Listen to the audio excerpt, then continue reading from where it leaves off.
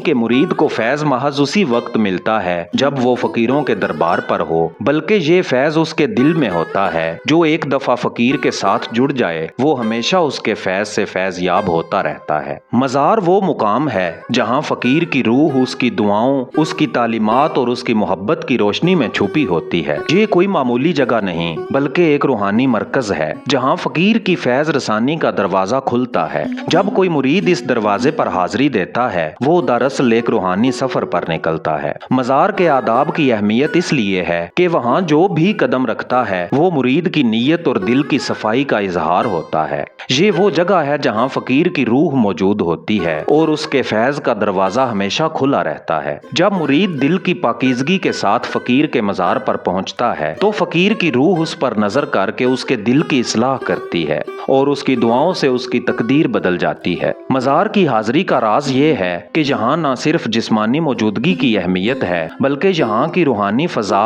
فقیر کے روحانی اثرات اور اس کی دعاؤں کا حصہ بننا ضروری ہے۔ مزار پر حاضری ایک طریقہ ہے فقیر سے جڑنے کا۔ یہاں جسم نہیں دل کا اتصال ضروری ہوتا ہے۔ جب مرید خلوص نیت کے ساتھ مزار پر حاضر ہوتا ہے وہ فقیر سے ایک روحانی نسبت حاصل کرتا ہے اور اس کی دعاؤں سے اپنے دل کو صاف کرتا ہے۔ فقیر کی روحانی نگاہیں اس کی تقدیر کو بدلنے کی طاقت رکھتی ہیں۔ وہ جو ایک دفعہ فقیر کے در پر آ کر اس کے فیض سے فیض یاب ہو جاتا ہے وہ جانتا ہے کہ یہاں کے ہر ذرے میں فقیر کی دعا اور اس کا فیض چھپا ہوا ہے۔ مزار کی اہمیت اس میں موجود فقیر کے روحانی اثرات میں ہے۔ یہ ایک ایسا روحانی مرکز ہوتا ہے جہاں ہر شخص اپنے دل کی حالت کے مطابق فیض حاصل کرتا ہے۔ جو جس نیت سے آتا ہے اسے ویسا ہی فیض ملتا ہے۔ یہ فیض صرف جسمانی نہیں بلکہ روحانی طور پر مرید کے دل میں اترتا ہے اور اس کی زندگی میں تبدیلی لاتا ہے۔ مزار پر موجود فقیر کا فیض جسمانی پردے کے باوجود جاری رہتا ہے کیونکہ مرید کی نسبت اور عقیدت کے ساتھ فقیر کی روح اسے اپنی رہنمائی سے نواز دیتی ہے۔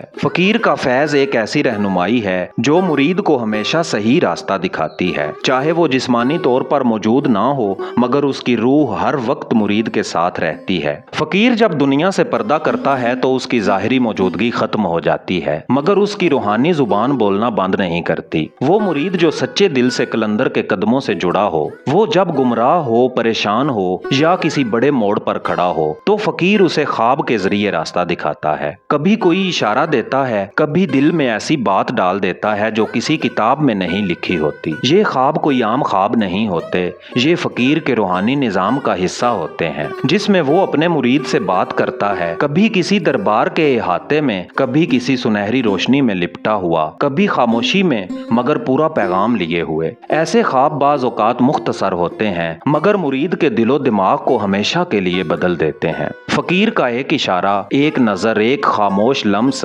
مرید کی راہیں سیدھی کر دیتا ہے۔ کبھی یہ فیض الہام کی صورت میں ہوتا ہے، مرید دل میں محسوس کرتا ہے کہ کوئی قوت اسے کسی کام سے روک رہی ہے یا کسی طرف بلا رہی ہے۔ یہ فقیر کی باطنی رہنمائی ہوتی ہے۔ ایسے وقت میں مرید کے دل پر ایک عجیب سکون اترتا ہے، جیسے کوئی کہہ رہا ہو میں تیرے ساتھ ہوں، گھبرا نہ، بس چلتا جا۔ بعض اوقات مرید فقیر کے دربار پر حاضری دیتا ہے مگر زبان سے کچھ نہیں کہتا، پھر بھی فقیر اس کے دل کی بات سن لیتا ہے اور دنوں میں اس کے حالات بدل جاتے ہیں۔ یہ سب کیسے ہوتا ہے؟ یہ وہ روحانی سلسلہ ہے جسے دنیاوی آنکھ نہیں دیکھ سکتی مگر دل کی آنکھ پہچان لیتی ہے۔ قلندر کے خواب، الہام اور روحانی اشارے یہ اس فیض کی علامت ہیں جو مرنے کے بعد بھی جاری رہتا ہے۔ فقیر جب چاہے جیسے چاہے اپنے مرید سے رابطہ کرتا ہے، بس مرید کا دل کھلا ہونا چاہیے اور نسبت قائم ہونی چاہیے۔ ایسے مرید خوش نصیب ہوتے ہیں جنہیں فقیر کی خاموش زبان سمجھ آ جائے اور جو قلندر کے ہر اشارے کو دل کی روشنی بنا لیں۔ فقیر کا فیض صرف زندگی کی سانسوں سے نہیں جڑا ہوتا بلکہ اس کے باطن کی روشنی سے ہوتا ہے، اور یہ روشنی جسم کے ختم ہو جانے سے بجھتی نہیں بلکہ اور زیادہ پھیلتی ہے۔ جب ایک سچا فقیر پردہ کرتا ہے تو وہ اپنے بعد ایک ایسا روحانی نظام چھوڑ جاتا ہے جو خاموشی سے مریدوں، طالبوں اور نسبت رکھنے والوں کی نگرانی کرتا ہے۔ یہ فیض مختلف रास्तों से जारी रहता है और हर तालिब को उसकी तलब, नीयत और अखलास के मुताबिक अता होता है। जैसे पहले बयान हुआ, फकीर का मज़ार उसके फैज़ का मरकज होता है। यहाँ आकर मुरीद अपनी परेशानियां, सवालात और दुआएं फकीर के हवाले करता है और जवाब उसे दिल के सुकून, हालात की बेहतरी या ख्वाबो इल्हाम के जरिए मिलता है। फकीर अपने मुरीद को बाज़ औक़ात खास जिक्र, मखसूस अमल या तसव्वुर अता करता है जिसके जरिए उसका बातनी राबता फकीर से जुड़ा रहता है।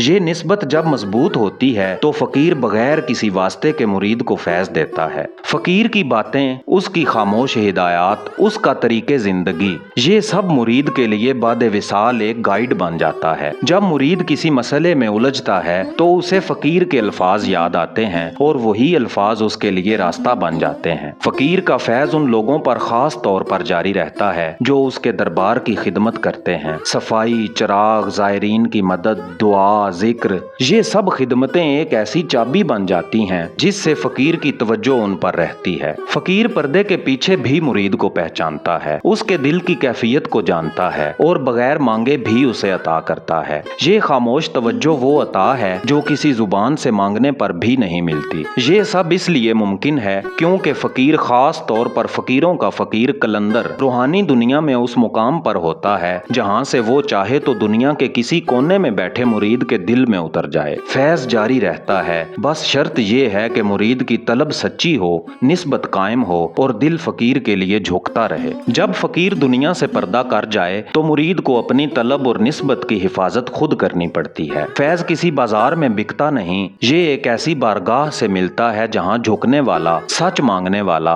और सब्र करने वाला दरवाजा खटखटाता है। तो मुरीद को क्या करना चाहिए? सबसे पहला काम ये है कि मुरीद अपनी निस्बत को मामूली ना समझे। ये निस्बत एक रूहानी रिश्ता है जो फकीर के विसाल के बाद और भी नाजुक हो जाता है। जब मुरीद फकीर का नाम अदब से ले, उसकी तालीमात से मोहब्बत रखे और उसकी तौहीन से बचे, तब फैज के दर खुलने लगते हैं। मुरीद का दिल हर लम्हा फकीर से जुड़ा हो, जिक्र इलाही के साथ साथ फकीर का तसव्वुर, उसकी याद, उसकी दुआ, ये वो रूहानी तार हैं जिनसे कलंदर की रोशनी कल्बे मुरीद में उतरती है। अगर जिस्मानी तौर पर मज़ार पर हाजिरी मुमकिन ना हो तो दिल को फकीर के दर पर ले जाएं। जहन में दरबार का तसव्वुर, दिल में सलाम और जुबान पर दुआ, यही अंदरूनी हाजिरी है जिसे फकीर रद्द नहीं करता। जो फकीर के दरबार से जुड़ा हो उसकी खिदमत करे, चाहे जुबान से, चाहे अमल से, चाहे नीयत से। खिदमत वो कुंजी है जो बंद दर भी खोल देती है। फकीर के फैज में आजमाइश आती है, कभी देर होती है,